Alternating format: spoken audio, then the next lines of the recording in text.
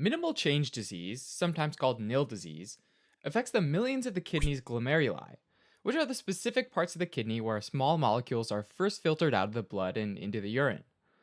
Specifically, it's a type of nephrotic syndrome. In fact, the most common nephrotic syndrome seen in children. But what exactly is nephrotic syndrome?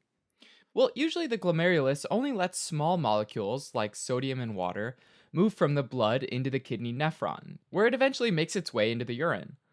But with nephrotic syndromes, the glomeruli are damaged and they become more permeable.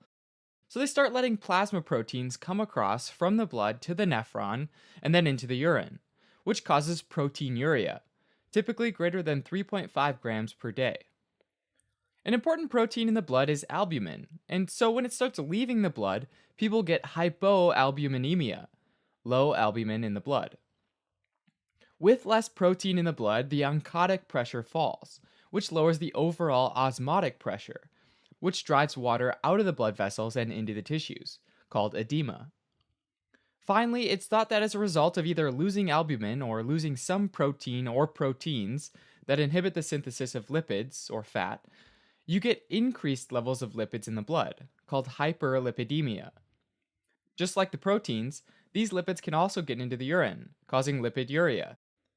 And those are the hallmarks of nephrotic syndrome: proteinuria, hypoalbuminemia, edema, hyperlipidemia, and lipiduria. Okay, so minimal change disease is a type of nephrotic syndrome. Got it. But how exactly do these glomeruli start letting plasma proteins like albumin through? Well, usually in the glomerulus, you've got your endothelial cells lining the capillaries, then the basement membrane, and then the podocytes, which are the cells that have these long tentacle like projections called foot processes. And this is also why they're called podocytes, since podo refers to the foot. Those foot processes have a negatively charged coat that helps repel negatively charged molecules, like albumin, thereby acting as a charge barrier. With minimal change disease, although not completely known, it's thought that the T cells in the blood release cytokines that specifically damages the foot processes of the podocytes, making them flatten out, a process called effacement. This means that there's less of a charge barrier, right? And albumin is allowed to slip through from the blood into the nephron. Even though albumin goes through, other larger proteins like immunoglobulin aren't allowed through. And so with minimal change disease, there's selective proteinuria. The exact identity and mechanism of these ominous T cell cytokines, though, still remains a mystery. As far as causes of minimal change disease goes, in most cases it's idiopathic, meaning the cause is unknown. Although one interesting clue is that it's associated with Hodgkin's lymphoma, possibly because of the general increase in cytokine production in that disease. For diagnosis, minimal change disease can be kind of tricky. With only light microscopy and H&E stain, you can't see the foot process effacement. And so it seems like there's no change to the glomerulus, hence the names minimal change and nil disease. With electron microscopy, though, you can see effacement of foot processes.